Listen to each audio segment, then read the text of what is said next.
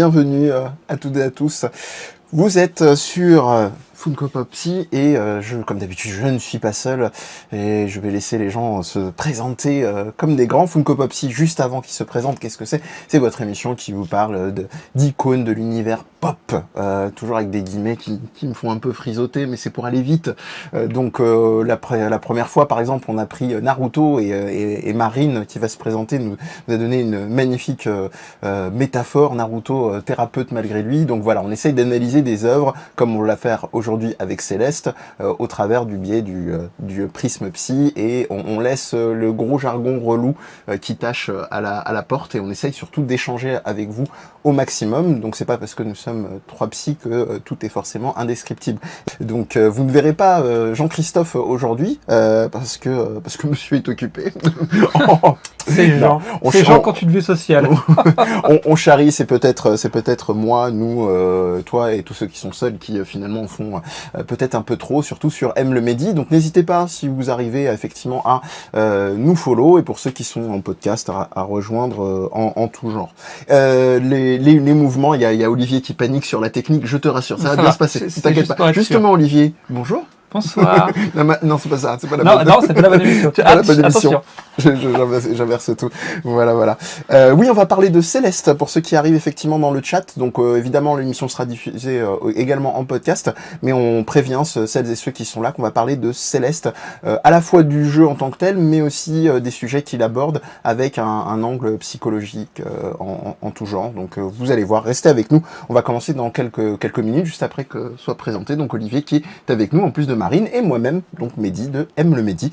On va pas faire plus long, on va parler de Céleste. Alors peut-être qu'on va commencer par un truc très basique, votre premier contact avec Céleste en peut-être une petite minute, et ce qu'il a, on va dire, provoqué en vous. De la rage, non, voilà, oui, c'est celui-là. Je crois que c'est le bon, oui. Mais en même temps, t'es pas à côté de la plaque. Hein. Je vous laisse pour répartir la parole, comme des grands. Ah, c'est beau.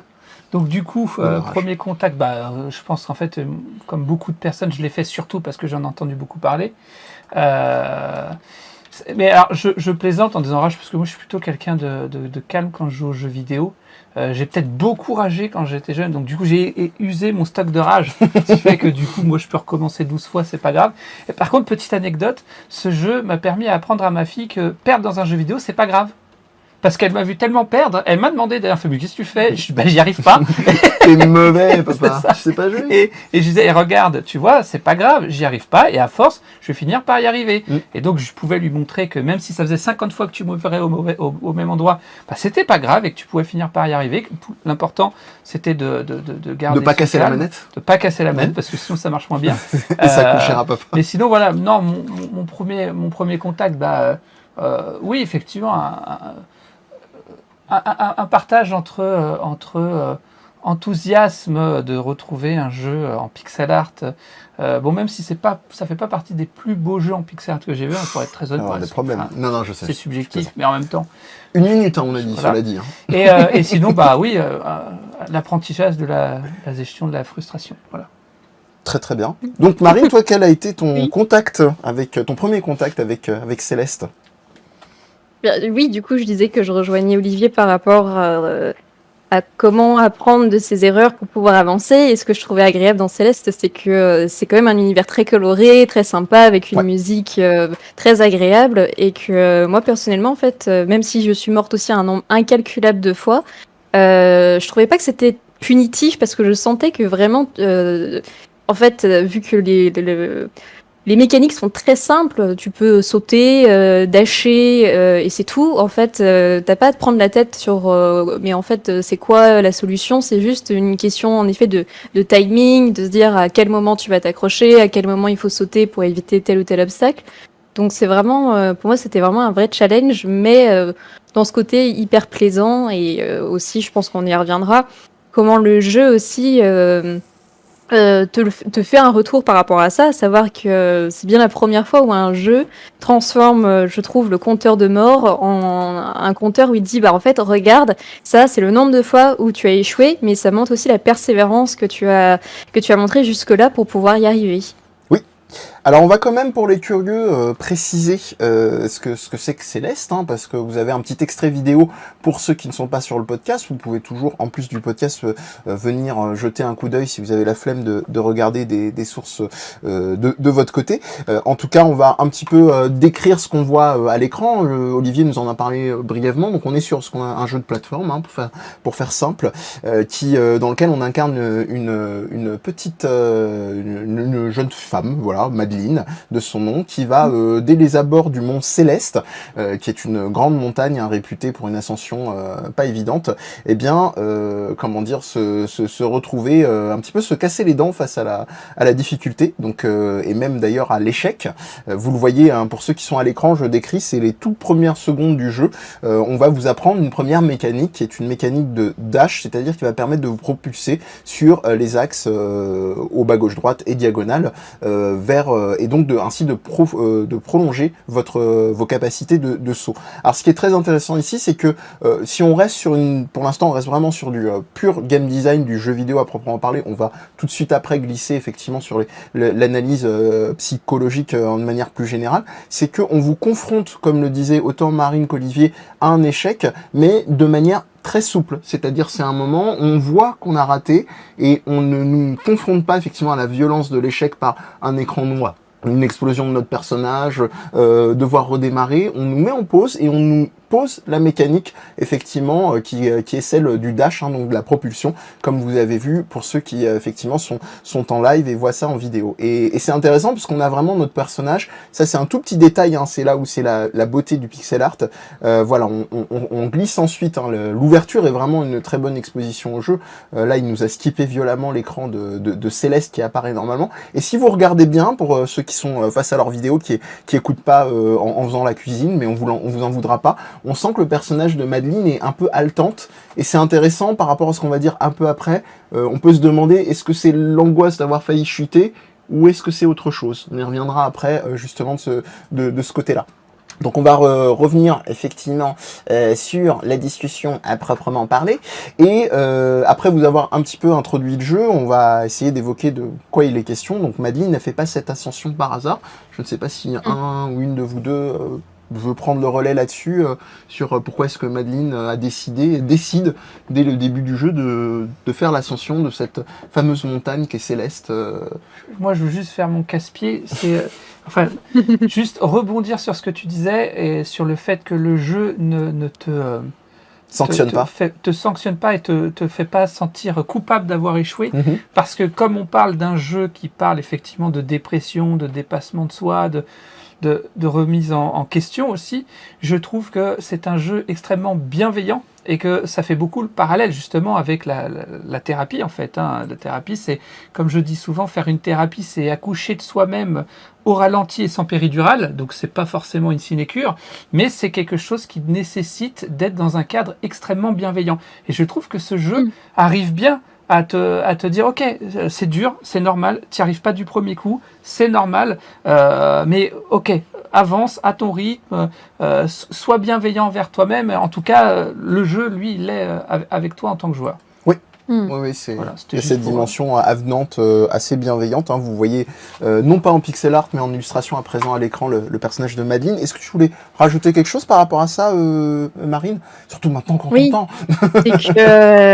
C'est que contrairement à certains jeux de type Die and Retry, donc mourir et recommence, on va pas être transporté 5 minutes plus loin, enfin 5 minutes avant dans le jeu, on revient à quelques secondes de l'action qu'on a initiée, ou là où on aura chuté ou qu'on se sera pris un obstacle, ce qui fait que finalement, oui, c'est pas frustrant, et comme tu dis, t'as pas le fameux game over ou ton corps qui explose, et du coup finalement je trouve que c'est hyper stimulant dans le côté vas-y recommence.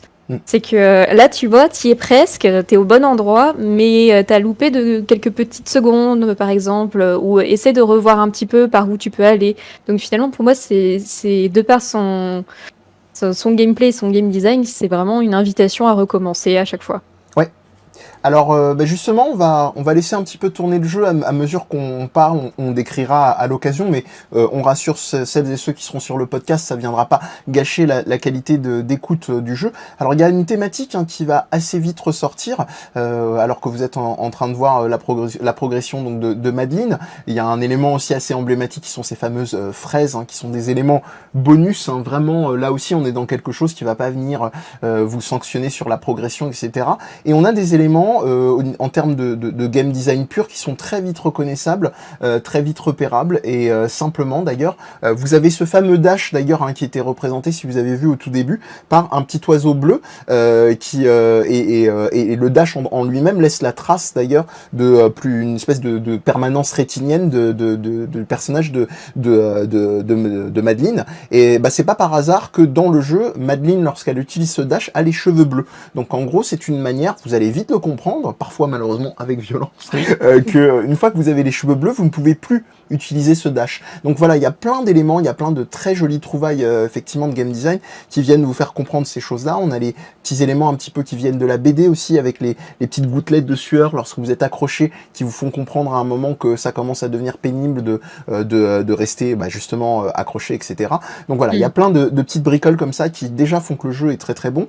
Il y a aussi une autre réalité qui est quelque chose que vous connaissez dès lors que vous avez touché à un jeu de plateforme, que ce soit Mario, à Sonic ou que sais-je, c'est ce qu'on appelle les nuanciers de saut. Alors les nuanciers de saut, c'est ce qui vous permet de contrôler avec une pression plus ou moins poussée le saut du personnage que vous incarnez. Et effectivement, dans Céleste, nous on va vous parler vraiment de la partie émergée de la montagne, en vous disant simplement que déjà, c'est un truc que vous allez être obligé de maîtriser dans une certaine mesure, et il y a ce qu'on appelle les speedruns, qui vont être des gens qui vont vraiment transformer leur progression en performance, et qui eux vont maîtriser encore d'autres degrés du niveau de la maîtrise du nuancier de saut. Donc c'est pas punitif entre guillemets quand vous déroulez sur la première fois du jeu, mais ça devient très intéressant, ça vous laisse toujours une souplesse pour effectivement vous améliorer. Il y a beaucoup de physique aussi, il y a des effets de propulsion, on va pas tout lister, et bien entendu on va vous expliquer pourquoi sur Funko Pop Si aujourd'hui on a choisi le jeu. C'est tout simplement parce que Madeline, donc elle ne fait pas cette ascension par hasard, elle le fait pour tenter d'aller mieux, de se prouver quelque chose. Enfin, on a plein de petits éléments, on va y venir lorsque ça popera à l'écran, qui vous montreront que effectivement elle témoigne de quelque chose dans ce rapport à cette ascension-là. Il y a cette rencontre avec cette mamie au début un petit peu cryptique, un petit peu troll sur les bords, qui représente un peu le paradoxe même de l'ascension. C'est-à-dire, pourquoi venir s'infliger ça? Pourquoi venir sur une montagne aussi dure à monter, voire on peut supposer, on pensait à Céleste, on peut penser très facilement à l'Everest, évidemment, voire peut-être avec un risque de mort. D'ailleurs, ce à quoi le jeu nous confronte très régulièrement. Eh bien, c'est ce qu'on va explorer au fur et à mesure du jeu. Je vais vous laisser continuer s'il y a des idées. On va aussi un petit peu lire les remarques pour ceux qui sont. Oui, il y a la dimension de secret, évidemment, avec les fameuses VHS. Je me suis mis un joli t-shirt qu'on verra pas beaucoup puisque je pense que la caméra est un petit peu petite, mais en gros oui, bien sûr là il y a toutes les dimensions cachées également, toutes les dimensions rajoutées. Vous avez vu une petite sphère qui est apparue à l'écran verte qui vous donne une propulsion supplémentaire en l'air. Enfin voilà, et là on arrive donc à un moment assez intéressant qui va être un peu un tournant du jeu. Tu nous en parlais tout à l'heure, Marine, c'est le personnage de Théo. Donc est-ce que tu peux nous en dire quelque chose? Il me semble que Théo, c'est un personnage qui est dans une autre démarche en effet que Madeline, c'est que lui, il est là, mais plus dans l'idée que finalement, il profite de l'ascension sans se prendre la tête, sans avoir des objectifs de performance. Là où Madeline, vraiment, elle, son objectif premier, c'est de gravir le mont Céleste et d'en être à son sommet pour pouvoir se prouver à elle-même qu'elle en est capable. Et l'introduction de ce personnage est vraiment intéressante parce que ça permet d'en apprendre un peu plus sur le personnage de Madeline aussi, et de pouvoir poser certains éléments de son histoire, mais aussi de ce personnage qui va faire un petit peu, qui va, comment dire, qui va être un peu l'envers de la même pièce qu'est Madeline, à savoir que lui, il est assez calme, il est assez posé, il est assez sociable, là où Madeline est présentée comme une fille assez timide, un introverti, pas très rassurée avec elle-même et dans son corps. Et c'est aussi un personnage qui va être là pour la soutenir dans son aventure. Oui. Tout à fait, j'ai mis une petite pause d'ailleurs à un moment où Théo lui dit tu es pas très bavarde, dis donc, elle est très factuelle, et comme tu l'as dit, on a vraiment l'apparition de ce personnage-là qui va, face à l'excentricité de la mamie au début qui est un petit peu cryptique, lui va plutôt être l'envers de la pièce avec son sérieux, avec ce qu'elle a l'air de porter, hein. Elle rajoute d'ailleurs après, je précise pour les anglophobes, j'ai beaucoup de choses qui me traversent l'esprit pour l'instant, un peu en mode fous-moi la paix, mais progressivement le jeu va faire que les deux personnages vont se rapprocher, mais surtout vont rajouter des petites nuances, on va dire, de légèreté, dont notamment un truc que je trouve assez intéressant pour nous en tant que psychologue à observer, analyser avec les gens de tout âge, quel qu'il soit, c'est le rapport aux réseaux sociaux et en particulier à l'image, parce qu'il utilise une espèce d'Instagram, et Marine nous a appris un truc, je vais pas te voler l'annonce, hyper intéressant, que tu nous as dit juste avant de démarrer l'émission à ce sujet-là. Que Théo a aussi un Instagram que l'on peut consulter avec des photos qu'il partage de lui, de sa sœur et de Madeleine et du quotidien qu'ils vivent après ensemble. Mais genre sur les internets, donc on vous mettra le lien de ça parce qu'on l'a appris avec Olivier juste avant de commencer l'émission. Oui, je t'en prie. Ce que je trouve intéressant avec ce personnage, c'est que déjà par effet de contraste, il montre à quel point Madeleine est dure envers elle-même. Bon, on en reparlera un peu plus tard, mais ça c'est clairement signifié qu'elle est très dure envers elle-même. Et il l'invite à être moins dure envers elle-même. Vraiment, il l'encourage à faire preuve de plus d'indulgence envers elle-même. Et c'est ça que je trouve intéressant. Bon, après, je sais pas si on spoil ou pas, mais on apprend quand même des choses sur lui plus tard dans l'aventure et sur son parcours de vie, notamment... il y a toujours le logo spoiler, hein, si à un moment il y a une envie sa famille et notamment de mémoire sa sœur, je crois. Oui. C'est ça, tout à fait. Et donc on va progresser plus ou moins dans le jeu, et on va arriver à la thématique dont on vous tease un petit peu depuis le début et qu'on a voulu aborder. Vous allez voir que c'est pas si basique que ça, hein. C'était vraiment notre volonté de faire l'émission, c'était déjà de parler, comme dans toutes les émissions de Funkopopsy, d'œuvres qu'on aime bien, mais aussi de les nuancer dans l'approche qu'il y a pu avoir, notamment d'un point de vue médiatique. Et Céleste, il y a un point sur lequel on est assez d'accord et dont on se rend compte très rapidement dans le jeu, c'est que ça traite avec quelque chose qui se rapproche, on n'est pas dans le genre plutôt diagnostiqué de manière sauvage, mais qui se rapprocherait de l'ordre effectivement du champ de la dépression. Et on a voulu en profiter justement pour en parler, pour aussi parler de ce sujet-là avec vous autour du jeu. Donc ce qui est intéressant, c'est que la dépression, elle est, je trouve, représentée comme prisme de manière assez intelligente dans le jeu, parce qu'on a là ce qu'on vient de vous décrire entre le personnage de Théo et de Madeleine, qui déjà représente un spectre de qu'est-ce que ça veut vouloir dire se sentir bien, de se sentir pas bien, en apparence. Ça c'est très important, on verra bien en apparence que même le personnage de Théo lui-même aussi brisera un petit peu la glace sur son rapport, sa coolitude, etc. Et on a tous des amis effectivement qui, lorsqu'on est proche d'eux, nous disent effectivement j'ai l'air d'aller cool, mais je suis un peu dark inside. Mais grosso modo, donc là ce qui est bien, c'est qu'on a vraiment un ensemble de représentations émotionnelles qu'on retrouve dans la dépression.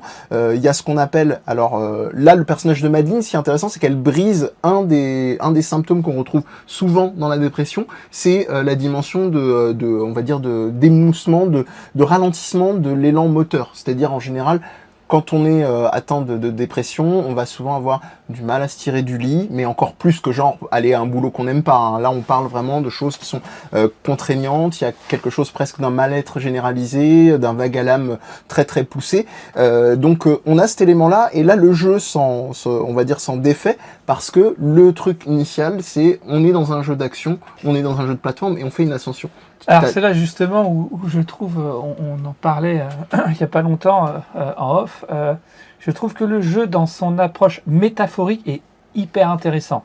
Effectivement, comme je disais tout à l'heure, faire une thérapie, d'ailleurs peu importe de quoi on souffre, c'est jamais quelque chose de facile, mais si justement on prend le cadre de la dépression avec on va dire... pour faire simple, les symptômes principaux de la dépression, c'est sentiment de vide, perte d'élan vital, et puis beaucoup de pensées suicidaires. Et culpabilité, je me permets d'en rajouter. Et aussi, effectivement. Après, culpabilité, on la retrouve dans beaucoup de troubles. À partir du moment où les gens ont un comportement qui est compulsif ou autre, auquel, en fait, au fond d'eux, ils adhèrent pas. Mais bon, mais c'est vrai, tu as raison de le préciser. Donc, c'est quand même un trouble où la personne va avoir, comme tu le disais très justement, avoir du mal à se lever de son lit.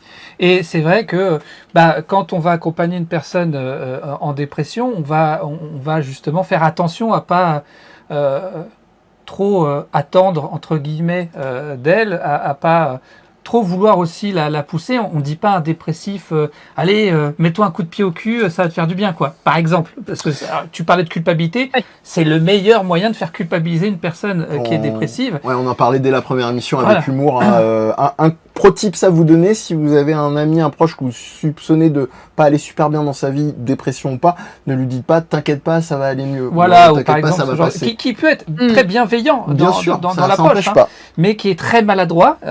Et donc, c'est vrai que du coup, quand on prend ça en considération, du coup, le jeu céleste, il peut être, s'il est pris au premier degré, très maladroit. Parce qu'en gros, dire, ouais, regarde, elle va pas bien, mais elle monte, elle gravit une montagne. Alors, c'est vrai, bon, ça reste une œuvre vidéoludique, c'est à prendre pour moi au second degré, c'est une métaphore. Et à partir de là, par contre, effectivement, je trouve que c'est très intéressant parce que on peut vivre ce que vit le personnage principal dans ce jeu sur le divan de son psy, quoi. On va le vivre intérieurement, cette ascension, alors que, en tout cas, les premiers temps de la thérapie, si on nous demande déjà d'aller chercher une baguette de pain, c'est compliqué. Alors, gravir une montagne, je pense que là, c'est juste complètement incohérent. Sauf si tu vas acheter un Mont Blanc à la pâtisserie. Qu'est-ce qu'on se marre. Marine, excuse-moi. Oui, par rapport à ce que tu dis, je voudrais ajouter deux petites choses. C'est que en plus de, en effet, cette perte d'élan moteur qui nous permet de faire des activités quotidiennes, parce qu'on dit se lever de son lit, mais il y a aussi se faire à manger, prendre soin de soi, s'habiller, se coiffer, sortir, peu importe. En fait, tout est affecté par la dépression. Donc, il y a aussi autre chose qui est important, c'est la perte de plaisir dans des activités qui auparavant en procuraient. C'est que là, par exemple, là où, je sais pas, jardiner, faire du sport, sortir avec des amis, ça ne procure plus de plaisir. Et c'est aussi une des raisons pour lesquelles les personnes en dépression n'investissent plus ces activités, c'est qu'elles viennent et nous disent, en fait, ça me fait pas plaisir, je me sens très fatiguée, finalement, c'est plus de la perte d'énergie qu'autre chose, donc en fait, à quoi bon? Et aussi, à cela, pas dans tous les cas, mais quand même, je trouve que c'est important de le souligner parce que c'est très fréquent. À cela s'ajoutent aussi parfois des troubles de l'ordre de l'angoisse, des phobies particulières, de se dire finalement, des états qui vont en plus se rajouter, des états anxieux très intenses qui vont se rajouter en plus de la dépression. Et là, pour moi, c'est le pire des cocktails parce que c'est deux discours qui en plus communiquent entre eux, mais avec des injonctions paradoxales. Alors, du type à quoi bon en effet faire quelque chose, et l'anxiété qui pourrait dire si, il faut absolument que tu te bouges le cul parce que si tu fais rien, t'es vraiment peu importe un naze, t'es une merde. Le mot autocritique qu'on peut s'adresser à soi-même. J'utilisais volontairement une merde parce que c'est aussi souvent on l'utilise de manière on va dire péjorative, mais en réalité c'est quelque chose qui a été observé dès les premiers temps de l'analyse comment dire de la dépression, on va dire moderne, je mets d'énormes guillemets, telle qu'on la connaît, c'est-à-dire post-20e, avec notamment Freud qui s'est basé plutôt sur les analyses de la mélancolie dans un premier temps, et finalement la dépression est un état, alors c'est pour le dire très vite, ça veut pas dire que genre si vous êtes dépressif vous êtes potentiellement mélancolique, c'est simplement que c'est un état, on va dire, beaucoup plus diffus et beaucoup moins important qu'un état mélancolique. L'état mélancolique, c'est des situations où on va se retrouver non plus avec des idées suicidaires, mais des vraies potentialités de passage à l'acte et de suicide, comme on le dit avec d'énormes guillemets, malheureusement, réussi. C'est-à-dire pas de tentative de suicide, mais un suicide réussi. Le spectre de la dépression est très large, c'est très compliqué, oui. On colle dépression, mais par rapport à ce que tu dis, merde, je pense que vous deux, ça doit être pareil. Moi, au cabinet, j'entends très souvent des gens me dire ça. Je suis une merde, ou je me sens comme une merde, d'utiliser clairement ce terme. Après, il y a peut-être une petite nuance, je sais pas si vous allez être d'accord avec moi, ça serait peut-être intéressant, que vous ne soyez pas d'accord avec moi, mais j'avais un prof qui nous disait que pour lui, il faisait le distinguo. Alors, c'est pas très DSM ce que je vais dire, mais il disait qu'il faisait la différence entre la dépression, la psychiatrie, je me permets, la dépression et la déprime, ce qui est pas la même chose. Tout à fait. C'est-à-dire que on peut avoir un état de déprime où on se sent moins en forme, un peu plus triste. Mais on a quand même cet élan, ce que j'appelais tout à l'heure élan vital. Ouais. Marine, tu disais élan moteur. Et là, c'est vrai que c'est différent. Ça s'aborde pas de la même manière. Et c'est vrai que souvent, on utilise le mot dépression pour une situation de déprime, ce qui est pas pareil. Non. Tu peux, par exemple, Clairement souffrir d'un trouble anxieux ou d'un trouble obsessionnel compulsif ou peu importe le trouble dont tu souffres et être épuisé psychiquement et donc du coup te retrouver dans un état de déprime, mais c'est pas forcément qualifiable de dépression. C'est une petite nuance que je voulais rajouter. Voilà. Alors en tout cas, il y a un autre élément qui fait que c'est essentiel en vous écoutant, et ça nous permet en plus de dérouler ce qu'on voulait discuter avec vous, c'est que d'une part on est face à une œuvre, comme disait Olivier, mais pas n'importe laquelle, donc c'est pas si maladroit dans l'idée de se dire ah bah voilà, si on présentait ça tout à l'heure tu disais ce serait un peu violent quand on a du mal à aller chercher une baguette, bah va gravir une montagne, c'est mieux. Là on est face à un jeu vidéo qui par définition est ça on l'observe. Alors je vais faire un grand écart un petit peu de ce point de vue là, mais dans tout ce qu'on appelle les médiations thérapeutiques, quand on utilise le jeu vidéo ou d'autres objets à visée thérapeutique, on l'observe beaucoup avec les enfants ou les personnes jeunes ou moins jeunes qui souffrent de troubles autistiques. C'est-à-dire que le propre du jeu, c'est ce qu'on appelle une station d'output. Vous savez, quand on dit input-output, quand vous branchez vos fils, hein, c'est ce qu'on appelle un échange computationnel. Vous faites votre truc sur la manette ou au clavier souris, vous avez une réponse, et ce qui est génial dans le jeu, c'est que le jeu il se lasse pas. On retrouve ça beaucoup dans la clinique avec les robots, par exemple, c'est qu'il y a une répétition et qui fait qu'il n'y a pas de lassitude. Vous prenez l'exemple classique, prenez un môme face à un robot qui fait des conneries machin, le robot il va répéter son truc, il va voilà.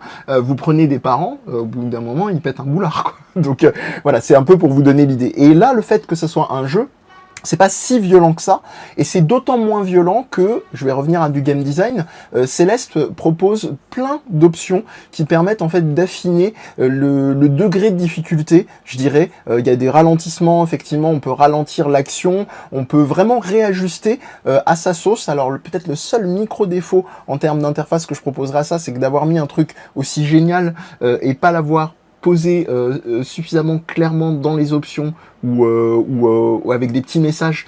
Par exemple, quand on rate un peu trop, d'avoir une petite carte postale, comme il y a souvent dans le jeu, qui viennent vous dire l'ascension est trop difficile, pense peut-être. Alors je dis ça, j'ai pas vérifié en détail. Peut-être que c'est présent. Vous me direz dans le chat, parce que le chat est hyper actif, ça fait vraiment plaisir. Merci, ils ont devancé au moins, ils ont 3 cordées d'avance pour rester dans le même temps. Et on va arriver aussi à un autre élément qui est central. On parlait de Théo. C'est une bonne chose, effectivement, d'avoir des tiers, d'avoir des amis, des proches dans ce genre de situation-là, de souffrance. Je t'en prie. Je trouve que c'est très intéressant. On nous dit donc, vas-y, je t'en prie, on lis. pourrait dire que la dépression est la destruction de l'état interne d'une personne plutôt qu'une difficulté / résistance ou fatigue, entre guillemets, par rapport à la déprime. Et ouais, je rejoins tout à fait cette définition. Ouais. Oui. Oui, c'était le moment effectivement où tu nuançais sur déprime, dépression, mais merci hein, vraiment pour vos interventions. Ouais. C'est ce qu'on cherche et c'est vraiment la volonté de cette émission. Et attention, roulement de tambour et effet grand cinéma hollywoodien, on va vous mettre une autre personne, non pas, alors dire antagoniste ce serait trop facile, donc le personnage de Badline, que celles et ceux qui ont joué au jeu connaissent, mais là encore il y a une micro-prescription parce qu'elle arrive vraiment au 2e tableau du niveau, et on va, je sais pas si l'un d'entre vous deux souhaiterait l'introduire, je vais juste vous dire qu'il y a une introduction du personnage qui est vraiment très intéressante en termes de cohérence de jeu. Moi j'insiste souvent, parce qu'en plus d'être psychologue, j'enseigne en fait du game design, j'insiste souvent auprès de mes étudiants sur ce qu'on appelle les notions de, je vais faire un peu d'anglicisme, de meaningful play. C'est un concept qui a été développé par des game designers qui veut dire que le jeu fait du sens. C'est-à-dire c'est pas uniquement d'apporter un personnage, un concept, un truc clé, c'est que manette en main et à l'écran, vous vous dites mais oui, effectivement, comme dirait Eddie Malou, mais oui c'est clair. Et donc oui, donc voilà, je vais vous diffuser effectivement une petite vidéo et je vais laisser mes chers collègues me préciser un petit peu qui est Madeleine. Je t'en prie Marine, je parle beaucoup donc je vais quand même pas monopoliser la parole. Badline, donc ouais, alors Badline en fait elle arrive à un moment dans le jeu où il me semble que Madeleine est pas très loin en effet de réussir son ascension. Et elle découvre un étrange miroir dans une salle qui finalement, quand elle se met devant, donc qui reflète son image, elle se rend compte qu'elle commence à s'autonomiser, qu'il y a un autre reflet qui d'un coup prend vie et qui se brise du miroir et qui en sort. Et on trouve un personnage donc, qui ressemble trait pour trait à Madeleine, sauf qu'elle a les yeux rouges et les cheveux rose-violet, qui contrastent un petit peu donc, avec les couleurs de notre protagoniste. C'est diffusé à l'écran, pour que tu saches, pour pas t'embêter en même temps. Et donc, en fait, c'est vrai qu'on nous la présente un peu comme un antagoniste, un personnage qui va nous mettre des bâtons dans les roues. Et finalement, c'est au fur et à mesure que l'on avance dans le jeu que l'on se rend compte que ce personnage ne nous veut pas vraiment du mal, mais bien au contraire, essaye de nous protéger à sa façon. Et c'est ça qui est assez intéressant. Je me permets, d'ailleurs, c'est très intéressant ce que tu viens de dire, c'est que en jeu, encore une fois, j'insiste sur la cohérence du jeu, c'est que il y a cette imagerie qui est peut-être un peu inquiétante. On est face à ce miroir, ce personnage qui nous ressemble comme deux gouttes d'eau qui s'autonomise, qui se brise d'ailleurs à la fin en général. Bon, qu'on soit superstitieux ou pas, 7 ans de malheur, tout ça, c'est pas très très bon signe. Mais elle nous introduit un nouveau pouvoir. C'est ça qui est quand même assez intéressant, c'est-à-dire que il y a une figure un peu inquiétante, mais en même temps, elle nous donne effectivement la possibilité pour ceux donc qui sont sur le replay en vidéo ou en live, de pouvoir traverser certaines zones un peu genre type galaxie et voilà, de prolonger notre fameuse propulsion, notre fameux dash. Voilà. Excuse-moi, je te rends la parole. C'était juste précise concernant Madeleine. Oui, mais du coup, en fait, ce personnage, donc on peut communiquer avec cette personne. C'est que au début, en fait, Madeleine ne la reconnaît pas comme étant une version, une version d'elle, mais une autre version en tout cas. Et en fait, ce n'est que au cours de dialogues et d'échanges entre elles qu'elle va se rendre compte qu'en fait, Madeleine et Badline ne sont qu'une seule et même personne à la base.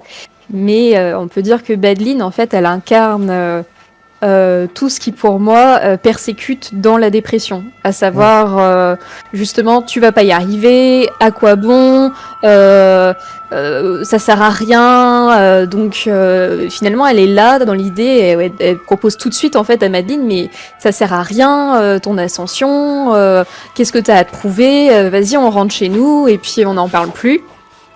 Et donc finalement, ça va être des petits bras de fer entre ces deux personnages qui vont essayer de communiquer ensemble, mais finalement, au début, en tout cas, ne parviennent pas à s'entendre dans les deux sens du terme, pour le coup. Elle représente même des moments où elle est une entrave à la progression. Oui. Quoi. Il faut l'éviter pour pouvoir continuer de progresser. Alors, t'es obligé de mettre le truc spoiler parce que si on doit parler de ce personnage-là, attention, préparez-vous. Ça parle de quelque chose que je voulais aborder quand il était question d'aborder ce jeu. C'est ce qu'on peut qualifier, en tout cas ce que je qualifie d'alliance thérapeutique envers soi-même. C'est-à-dire que la première fois qu'on la voit, oui, elle introduit une nouvelle mécanique de gameplay, ça va, j'ai bon, ça va à ce niveau-là. Mécanique de jeu, c'est ça. Mécanique de jeu, ça va, mais c'est bon. Et je taquine Mehdi parce qu'il a dû, enfin, il a raison. On utilise le mot gameplay un peu à tort et à travers, et donc du coup, des fois, il met des cartes rouges. Alors non, elle est pas schizo, hein, on y reviendra. Je le précise. Non. D'ailleurs, c'est marrant cette précision parce que les personnes que je peux accompagner pour divers troubles, notamment la dépression, quand elle me dit j'ai ça dans ma tête, elle dit j'ai l'impression d'être schizo. C'est souvent, mais ça n'a rien à voir avec la schizophrénie, où là la personne justement n'est pas capable d'identifier. Enfin bref, bon, je ne vais pas rentrer parce que je vais digresser. C'est pas. Bref. Et donc tout ça pour dire que, Badline, pour moi, elle symbolise ce moment important dans une thérapie où on se rend compte que si on veut pouvoir continuer d'avancer, il va être question de faire preuve de plus d'auto-bienveillance envers soi-même. Et c'est représenté dans le jeu au moment où, en fait, elle fusionne, Madeleine et Badline ne font plus qu'une, et ça débloque encore une nouvelle mécanique de jeu. Et ça montre que pour pouvoir y arriver, il est question à un moment donné de pouvoir faire preuve de plus d'indulgence. Et j'insiste sur le mot indulgence qui pour moi est différent de la complaisance, c'est-à-dire que l'idée c'est pas d'être dans la complaisance de toute façon, ce qui d'ailleurs peut être un frein dans la thérapie. Oh mais de toute façon c'est bon, je suis comme ça, je changerai pas. Alors que l'indulgence c'est ok. J'ai des comportements dysfonctionnels, je vais utiliser des termes de cognitiviste, mais bon c'est pas aussi simple que de le vouloir. Et donc du coup si je veux pouvoir avancer, il va peut-être être question que je fasse preuve d'indulgence envers moi-même quand je constate qu'effectivement j'ai eu des comportements dits dysfonctionnels. Alors, on veut peut-être préciser la question de l'alliance thérapeutique, qui est un autre des thèmes qui nous paraissait essentiel.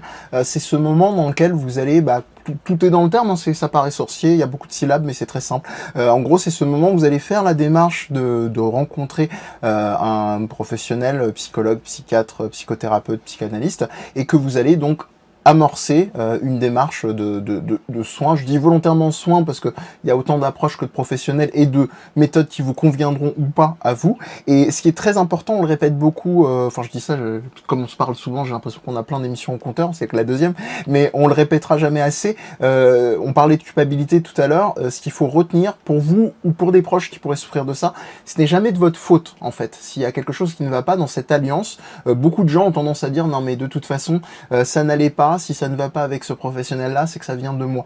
Non, le temps de l'alliance thérapeutique, c'est quelque chose, vous pouvez avoir besoin de voir plein de professionnels pour nouer, comme le dit donc Olivier, cette alliance thérapeutique.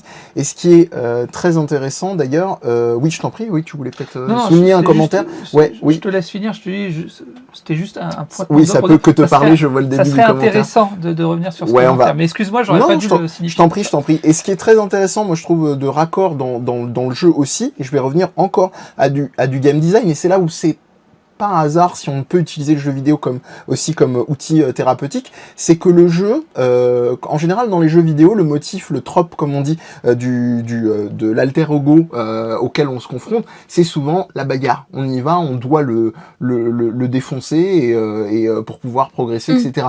Ici, on avance avec. Et c'est une autre définition en fait de l'alliance thérapeutique. On avance ensemble. Quand vous avancez avec un thérapeute, un psychiatre, un psychanalyste, un psychologue, vous avancez avec lui ou avec elle. Et c'est quelque chose qui nous a semblé vachement pertinent et très intelligemment amené dans le cas de Céleste. Hein. C'est pas une thérapie en soi, mais ça en a un petit peu des contours. Et on évoquera à la toute fin de l'émission aussi le pendant inverse où beaucoup de gens ont eu tendance à dire oui, Céleste c'est le nouvel outil thérapeutique. C'est pas si simple que ça, voilà. Non, mais on va un petit peu nuancer, mais c'est très bien si vous avez retrouvé des ressources ou des éléments intéressants dans Céleste. On va pas non plus amoindrir. Oui, tu voulais relire un commentaire. Je voulais après je verrai si Marine voulait réagir à tout ça. Un commentaire, ça me fait penser à ce qu'un docteur avait partagé. Être bouddhiste, c'est relativement l'état ou la direction spirituelle le plus optimale. Mais cette construction et direction est contre le système construit actuellement. C'est pas pour tout le monde et pour s'y diriger, il faut faire des sacrifices qui ne sont pas vraiment souhaitables pour plusieurs. Abandonner sa famille, par exemple, c'est pas toujours réaliste. Et effectivement, c'est cette idée d'absolu, d'éveil spirituel qui est vendue des fois par certaines approches, hein, on va pas se mentir, qui peut être dangereuse dans certains cas. Siddhartha Gautama, avant de devenir le Bouddha, il avait lui-même abandonné sa famille. Alors loin de moi l'idée de le critiquer, il fait ce qu'il veut, mais quand tu abandonnes tes gosses, enfin je veux dire à un moment donné, ça a une conséquence aussi sur leur développement. Il faut aussi quand même à un moment donné remettre les choses, voilà, un principe de réalité. Hein. Je veux dire, si j'abandonne ma fille, quid de son développement à elle. Alors voilà, est-ce que j'ai envie d'avoir à assumer cette conséquence-là ou pas? Et effectivement, il y a aussi un contexte socio-culturel en fonction de ce que. Et j'irais même plus loin, encore hashtag référence de cognitiviste. On n'est pas forcément construit sur le plan cognitif pareil qu'une personne qui aurait grandi il y a 2500 ans en Inde. C'est pas la même chose, quoi. Donc vouloir s'imposer certaines règles, et je dis pas qu'il faut les rejeter, et d'ailleurs en plus j'aime beaucoup l'approche bouddhiste pour bien des raisons, à titre purement personnel, mais pas de prosélytisme, mais c'est vrai qu'il faut aussi recontextualiser les choses. Et bah ouais, mais on vit au XXIe siècle. Je me suis construit moi psychiquement, pour pas dire cognitivement, d'une certaine manière. Si je veux m'imposer certains dogmes, parce que n'en déplaise à certains, le bouddhisme est une religion. Hein, j'entends souvent, non, c'est une spiritualité. Non, c'est une religion. Désolé, c'est pas grave, ce n'est pas sale, mais c'est une religion. Et c'est peut-être pas compatible avec ce que je suis. Et effectivement, c'est pour ça que je voulais rebondir sur ce commentaire. En tout cas, merci beaucoup, parce que très actif. On passe à côté de plein de commentaires. Non, mais on aura une deuxième partie non pas de soirée, mais d'émission. Comme on le sait, il y a l'after où on pourra parler de plein de choses, notamment qu'il y a, au-delà de l'intervention de Marine qui est à venir, si elle a des choses à rajouter, qu'il y aura plein de trucs bonus dont on pourra discuter après. Est-ce que par rapport à tout ça, Marine, tu voulais réagir sur Oui, écoute, je t'en prie. Ce qui me semble qu'on a oublié quand même de préciser une chose, c'est que avant que Madeline fasse la paix avec elle-même et intègre Madeline avec elle dans la coopération, c'est que son premier mouvement, c'est quand même de la rejeter, de la repousser, de se dire surtout pas, parce qu'elle a bien identifié que c'est que c'est une partie d'elle-même qui la tire vers le bas. Et d'ailleurs, c'est représenté au sein du jeu, où au moment même où elle est proche de son objectif, Madeline l'a fait chuter au plus bas possible de la montagne en mode t'as voulu te débarrasser de moi, tu veux en fait tu veux m'abandonner et tiens voilà ce que je suis capable de te faire. Et finalement ce n'est que par un long processus où elle doit remonter dans la montagne, remonter de la montagne, et qu'elle va rencontrer des personnages, notamment cette grand-mère qu'elle voit au début, qu'elle va finalement comprendre que cette partie-là d'elle-même, c'est une partie aussi blessée, une partie qui a peur, par exemple, qui a peur d'échouer, qui a peur de se sentir nulle, qui a peur d'être jugée, et que c'est une fois qu'elle intègre ça en elle-même qu'elle se dit ok finalement mais ça c'est moi aussi, c'est tout ce que je crains depuis le début qui est représenté par ce personnage, et finalement m'en débarrasser ça ne me mènera à rien, parce que c'est important je pense aussi de le rappeler, c'est que au sein d'une thérapie on peut avoir un peu le fantasme de se dire je vais me débarrasser de tout ce qui me gêne, tous mes défauts, toute ma souffrance, allez hop je lave tout et je m'en débarrasse, alors que très concrètement déjà c'est pas souhaitable, je trouve pas que ce soit souhaitable et c'est pas non plus réaliste. C'est que il faut aussi certes prendre conscience de ses difficultés, voir les limites de celles-ci, qu'est-ce qui me fait souffrir dans telle action, tel comportement ou attitude, mais aussi justement c'est en les identifiant qu'on va pouvoir aussi savoir comment les utiliser d'une autre façon, comment les contourner, peu importe. Et que pour moi j'ai trouvé ça très très fort en fait dans le jeu, que finalement il ne diabolise pas Madeline en faisant un personnage à éliminer, mais plutôt un personnage où justement, comme tu disais tout à l'heure Olivier, soyez indulgents, soyez bienveillants envers vous-même, mais aussi envers des parties qui sont pas socialement valorisées et valorisantes, de se dire oui, personne n'a envie d'être identifié comme quelqu'un de paresseux, de lâche, mais en même temps ça reste très humain et ça fait partie de nous. On est d'accord. Oui, Olivier, je crois que tu voulais c'est parce rajouter. Que Marine a utilisé 2 termes importants. Bon, déjà, tu fais bien de préciser tout ça. C'est processus et intégration. Et je trouve que le jeu est intéressant à ce niveau-là. C'est-à-dire que, en fait, on peut pas y couper. C'est-à-dire que même la phase de rejet fait partie intégrante du processus. Il y a une espèce de fantasme, et on va pas se mentir, certaines écoles prétendent pouvoir passer de ces étapes-là, mais où on pourrait aller mieux tout de suite. C'est-à-dire, il suffirait de faire ce qu'il faut et on va mieux tout de suite. Et non, c'est un processus, et commencer par lutter contre cette partie fait partie intégrante du processus. Et l'intégration ne peut arriver qu'à l'issue de ce processus. Comme je dis, métaphoriquement, faire une thérapie, c'est comme regarder un arbre pousser. On a des fois l'impression qu'il se passe absolument rien. Et c'est pas parce qu'on va à un moment donné mettre un coup de pression, ou un coup de collier ou un coup de pied au cul que ça va faire pousser l'arbre plus vite. Ou une patate de foin. C'est toute la différence, selon moi, entre la bonne estime de soi, qui est déjà quelque chose qui est de l'ordre du du jugement et la juste estime de soi. Tu parlais de limites, Marine. On a tous des limites. Ne serait-ce que déjà, si j'ouvre la fenêtre et que j'essaye de voler, je vais m'écraser lamentablement la gueule par terre et ça va mal se passer. J'ai des limites physiques, mais j'ai aussi des limites psychiques. Je suis pas une divinité omnisciente, omnipotente. Et c'est aussi apprendre à accepter ça. Je peux pas, si on a un syndrome du sauveur, sauver le monde. Je peux pas être toujours de bonne humeur. Je peux pas être toujours en forme. Ne serait-ce que ça déjà. Et c'est aussi apprendre à accepter ça, à accepter que il y a des fois, oui, je vais me réveiller un matin et je vais être peut-être moins enthousiaste, quoi. La journée va me sembler moins agréable. C'est avoir, selon moi, une juste estime de soi. Eh ben on a vu une grosse partie des éléments qu'on voulait voir. On a encore pas mal de choses pour la deuxième partie d'émission. On discutera avec tout ce que vous nous avez dit. Alors pas mal d'éléments qui venaient sur des inquiétudes sur la frustration du jeu. Alors très sincèrement, par rapport à ce qu'on vous évoquait, ça a été vraiment précisé dans le chat. Mais pour ceux qui sont en podcast, évidemment, on fait une petite piqûre de rappel. On refait pas à l'identique évidemment le trajet qu'on a fait. Il y a des éléments qui sont variés, donc on évite une répétition qui pourrait être agaçante, même si ça aurait pu être amené de manière intelligente, mais c'est pas.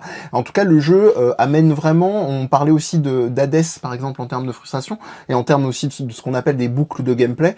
Je trouve que Céleste est un peu moins angoissant qu'Hades, parce qu'il y a quelque chose de plus fermé au sens positif du terme. On a vraiment une narration qui a un fil. On a métaphoriquement, c'est une ascension. Et d'ailleurs, j'ai arrêté la vidéo là-dessus, et je voulais faire un parallèle avec un autre jeu, et je pense qu'on amorcera la conclusion avec Marine et Olivier de ce qu'ils voudraient pour l'instant, en tout cas sur cette émission principale évoquée. C'est ce moment effectivement où, hop, là je vous ai fait une Inception. On a un moment du jeu, donc c'est un micro spoiler parce qu'on vous parlait de la famille de Madeleine. Du coup, elle a un appel en fait à un moment donné à un niveau d'un téléphérique, excusez-moi, périphérique au secours. Elle a un appel sur une cabine téléphonique. Alors pour les plus jeunes, c'était un truc où on mettait des pièces, on appuyait sur des boutons, des francs. Et en gros, elle converse avec sa famille. On vous en dira pas plus, mais on a vraiment un fil conducteur où chaque chapitre va vraiment mettre en avant les progressions et les contradictions de chaque moment du jeu. Et ça me rappelle un jeu, d'ailleurs ça me permettra de rendre hommage à quelqu'un qui me l'a fait découvrir et qui se reconnaîtra à l'écoute de l'émission, c'est Short Hike. Short Hike dont effectivement le fil rouge, on incarne un petit oiseau qui doit faire effectivement une ascension parce que elle d'ailleurs a besoin de réseau sur son téléphone en arrivant au sommet pour pouvoir recevoir un coup de fil. Je vous en dis pas plus, un autre jeu merveilleux à découvrir, on en parlera peut-être, faudra peut-être le temps que les deux camarades jouent au jeu si c'est pas déjà fait, mais voilà. Pour moi, j'ai terminé sur l'essentiel. Je vous redonne la parole à tous les deux et je vous rassure pour celles et ceux qui sont dans le live, on a une deuxième partie d'émission, ce sera beaucoup plus libre et on lira vraiment en flux tendu vos remarques, ce sera encore plus dans l'échange. Marine, je sais pas, ou Olivier, si vous aviez quelques derniers éléments, on se laisse peut-être une bonne dizaine de minutes pour s'il y avait des choses, sachant qu'on va pas s'arrêter de parler pour autant après. Marine, peut-être, parce que là, tout de suite, maintenant, j'ai vidé mon sac. C'est bien, c'est réussi. Oui, peut-être revenir sur le fait qu'on a mis beaucoup l'accent sur la dépression, alors que pour moi, il y a un moment qui est magnifique dans le jeu. C'est un moment où Madeleine a une attaque de panique. Oui, merci. Et ça me permet de faire un lien avec l'émission précédente où on disait que même Naruto est sujet parfois à ce genre de moment. Et parce que justement, au départ, moi personnellement, je ne voyais pas forcément le prisme de la dépression dans ce jeu-là, mais plus quelque chose en effet d'un trouble anxieux qui était présenté. Et en fait, à un moment, elle se retrouve justement à prendre un téléphérique et puis elle est avec Théo. Et il s'arrête au milieu comme ça dans le vide et elle est saisie d'un moment de panique ou d'un coup, alors peut-être pour décrire un peu. Je mets ma petite balise spoiler, là vous pouvez partir si vraiment vous ne voulez pas. Et je te trouve la séquence pendant que tu l'as décrit. Super. Et alors du coup pour décrire un peu vite fait une attaque de panique, c'est un moment de grande... Voilà. Pardon, J'entends le c'était son en même le temps. jeu. C'était C'est le moi jeu. qui panique. C'est l'immersion totale. Alors, démonstration.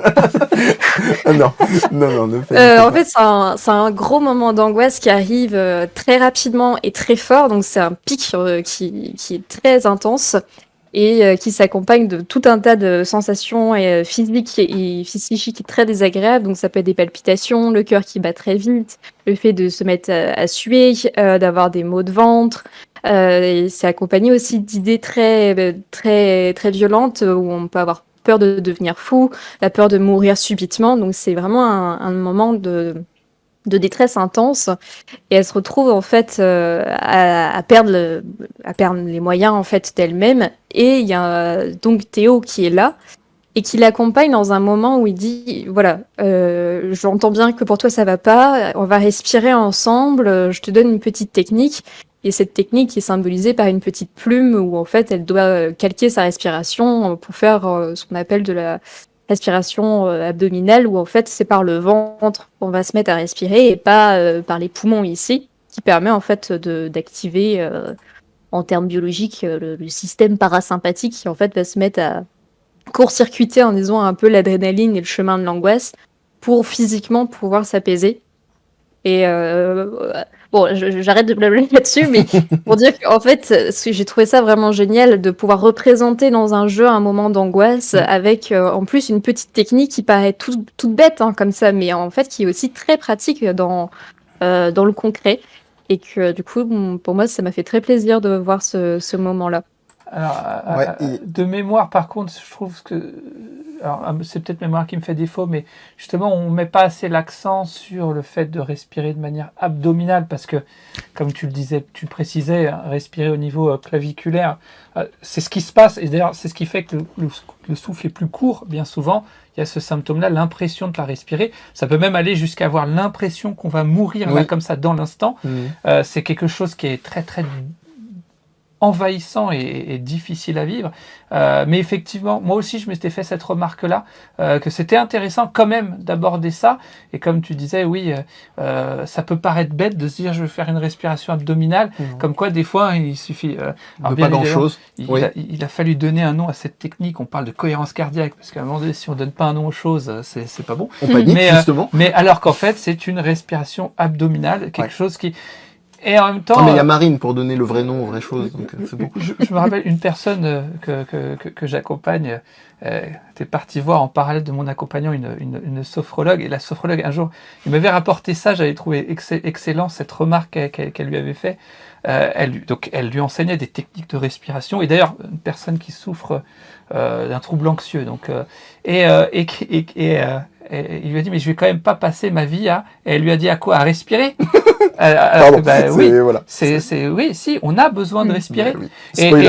Et j'invite d'ailleurs les gens à respirer. À respirer. Non, mais j'invite les gens qui n'ont jamais fait cette expérience.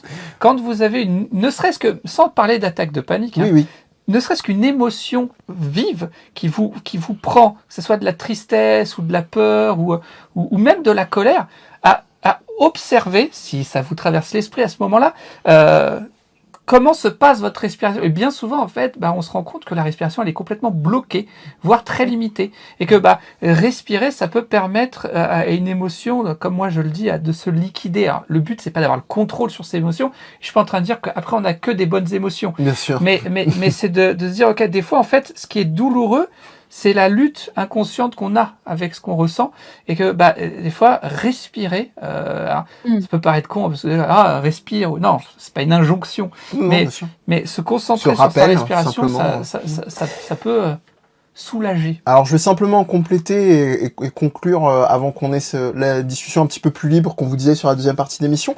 On a la séquence de jeu là que vous avez, en tout cas pour celles et ceux qui sont dans le live, qui est très intéressante même en termes de game design, puisqu'on est l'intégralité des échanges entre les personnages se font par des boîtes de dialogue, jusque là rien de surprenant, et pour figurer l'intériorisation, je trouve ça très malin en termes de narrative design et d'interface, ce qu'on appelle l'UI, l'interface utilisateur, donc comment visuellement on représente les choses sur l'interface du jeu.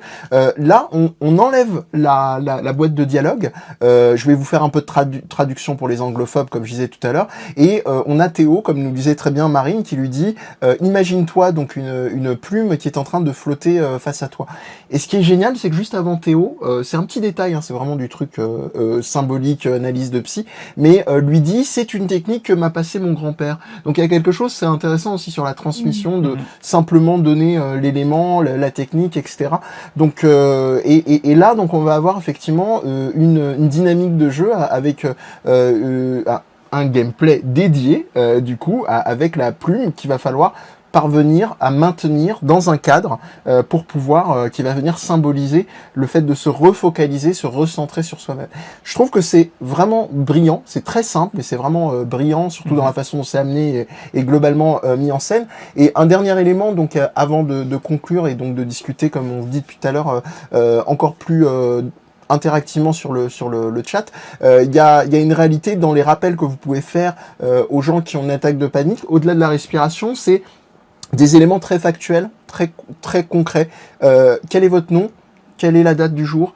Où sommes-nous? Voilà, des choses très basiques. Si un jour vous êtes confronté à ça, ça mange pas de pain, vous l'avez dans une petite boîte à outils, vous ferez pas de mal à la personne, ça vous pouvez être sûr qu'avec ça c'est plutôt l'inverse. L'inviter aussi à énumérer les choses qu'elle peut voir, ou c'est-à-dire tout simplement tenter de la reconnecter à la réalité en fait, hein, le fameux ici et maintenant, essayer d'être là et puis autant que possible de sans minimiser, hein, on évite les c'est rien, ça va passer, comme tu disais tout à l'heure.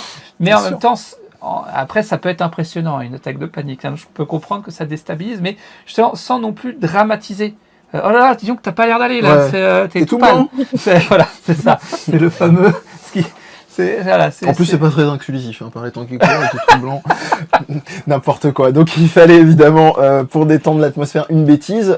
Vous avez les petits éléments qu'on vous a donnés, ça vaut ce que ça vaut. Hein, c'est pas l'idée, c'est pas de vous donner forcément des trucs en mode couteau suisse de ce qui va quand ça va pas bien, mais c'est aussi un regard global sur des œuvres qui nous plaisent avant tout. Donc, je vais enlever la petite casquette spoiler alerte. Je vais dire merci pour des questions simplement d'habillage d'émission. À mes collègues donc Marine et Olivier, encore une fois, pour cette deuxième, qui ne sera pas être la dernière, hein, parce que nous on a encore envie, et puis de toute façon il y a des trucs comme Berserk ou d'autres qu'on n'a pas encore évoqués, donc de toute façon on sera forcément là plus tard. Voilà, et puis on se retrouvera normalement comme on a pu le faire jusqu'ici, on vous annoncera, n'hésitez pas, je vous le mets sur le chat, le Discord, sinon c'est M le Mehdi sur Twitter, Instagram, Facebook, vous n'hésitez pas, vous pouvez venir même prolonger en fait les discussions. Nous on serait vraiment ravis. On va les reprendre dans la deuxième partie de l'émission, et pour celles et ceux qui sont en podcast, on vous invite à venir sur les émissions en direct si ça vous motive de participer, si vous trouvez qu'on a dit des bêtises, ou on sera ravis, ou nous envoyer des commentaires incendiaires. Voilà, merci à toutes et à tous. On ne coupe pas pour celles et ceux qui sont en live, on dit simplement au revoir à celles et ceux qui sont sur le replay. Ciao. Au revoir. Ciao.